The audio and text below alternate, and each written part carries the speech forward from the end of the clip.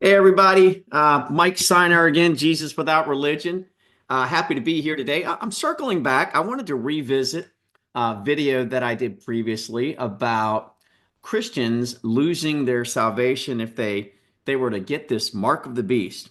There's a lot of people, and it's perfectly fine. They argue that verses like Revelation 16 verse 2 teach us that if a God-fearing, Jesus-loving Christian were to get the mark of the beast, that God would revoke their salvation. And today I just want to use some very simple English to hopefully debunk that. But before I get started, I can't help but recall going back to the very last time I did a video on this particular subject.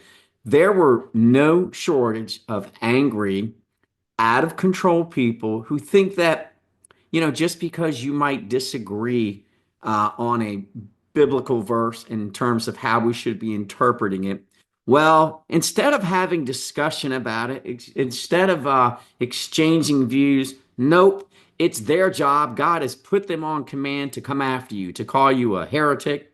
Maybe they even want to call you the evil one himself. And listen, to those people, respectfully, I'm saying you got to grow up. You got to behave and act like Christians. I'm obviously not here to encourage people to get the mark of the beast. Or really, for that matter, I'm not here even to encourage someone to commit even a single sin. What I'm sharing today is what I believe is a logical view of what God is teaching us, of what these scriptures are telling us. You can agree to disagree. You can completely disagree with me, and that's fine. But we don't need to behave like, well, 3-year-olds. I'm very open to everyone's opinion, and I'm open to discussion. All I'm asking today is that we would just be respectful about it. So, first of all, let's read this verse, Revelation chapter 16, verse 2. It says, so the first angel went out and poured out his bowl on the earth, and a harmful and painful sore afflicted the people who had the mark of the beast and who worshiped his image. So, and again, last time I used several verses trying to tie in that what I believe is being taught here, just through the scriptures alone, without trying to get too complicated, is that he's not talking about people who were just deceived, Christians who were deceived. And scripture teaches us that all will be deceived, great and small. Like it's not like going to be limited to some people.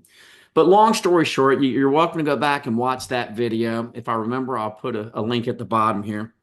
But I believe it was a good lesson, and so be it. Not everyone agreed. So I want to approach this a little differently this time. In my original video again, I gave this logical explanation as to who would be afflicted. Many of you agreed, and many of you did not. And that's perfectly fine. So let's try a different approach. First, I think we can all agree that regardless of the version of the Bible you're reading, there's no comma before or after this word and. And if you're looking at this in the slides, you'll see I made that word and red because I want to highlight there the comma is absent. It does not exist. And you'll find out in a moment why that's very important. And I think this should be the end all to the conversation all by itself. So, in the English language, a comma is always used before the word and or in specific circumstances, such as in lists or to separate independent clauses. When connecting two independent clauses with the word and, a comma is then placed before that word and, not after. So here's an example. I went to the store, comma, and I bought some milk.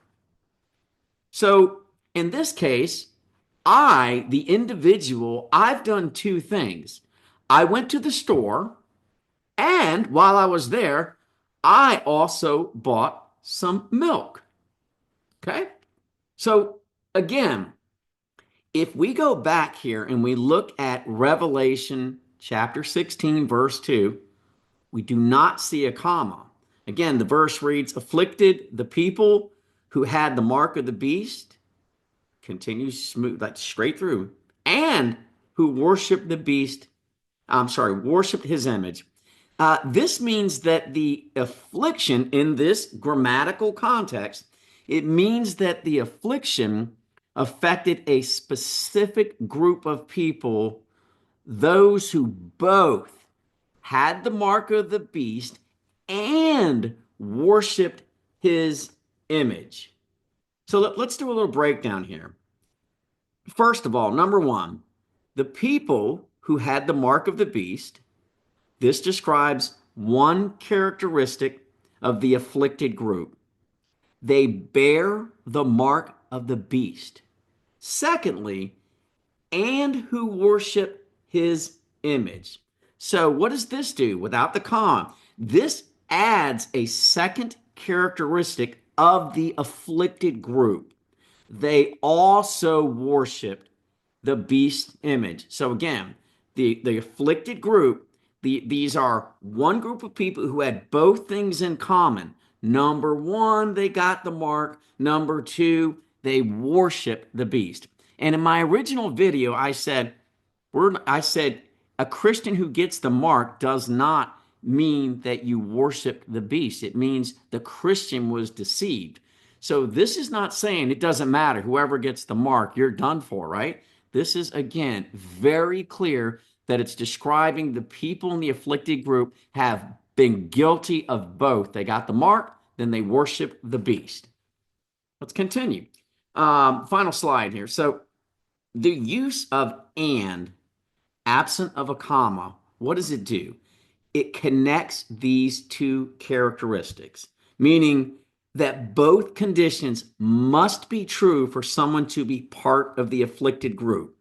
So, wrapping up here, in other words, the affliction is not necessarily directed at people who only have the mark or only worship the image, right? But specifically at those who do both.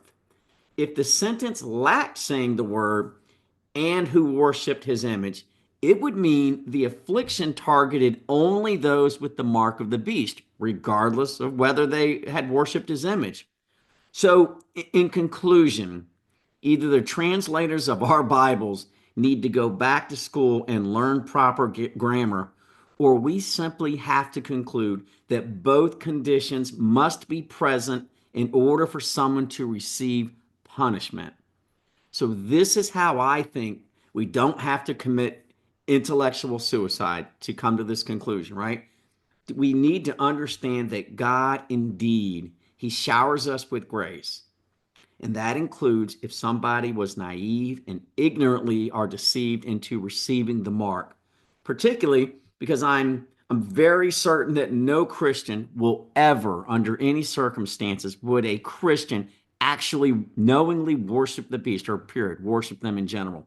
So all praise and glory be to Jesus on this. As always, folks, if you got anything out of this, I hope that you'll consider liking, commenting, and possibly sharing below. God bless you and have a wonderful day.